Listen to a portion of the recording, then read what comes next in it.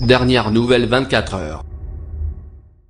Mon fils appartient à tous les Français, exprimait Nicole, la mère du gendarme, dans la presse nationale. En plein accord avec le recteur d'académie et le maire de Pégomas, nous avons réaffirmé la volonté de voir cet établissement prendre le nom d'Arnaud Beltrame. Pour honorer un héros de la nation et inspirer la jeunesse azuréenne, a exprimé Charles-Ange Ginesi, président du département des Alpes-Maritimes, plus grand que lire aussi.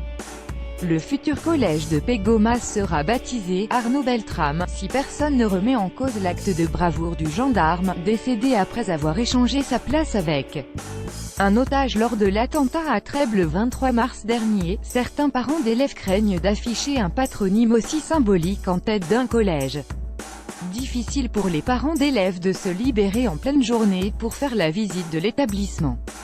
Ils ont sollicité une réunion avec le conseil départemental pour évoquer leurs inquiétudes. Rose de Mai, au-delà de l'émotion que l'acte de sacrifice de ce gendarme suscite, le collège de Pégomas, avec cette identité, devient potentiellement une cible à des attaques criminelles, exprime le collectif des parents d'élèves du Val-de-Siagne. Ce choix est angoissant, symbolique de la mort d'un homme dans un contexte de menace terroriste.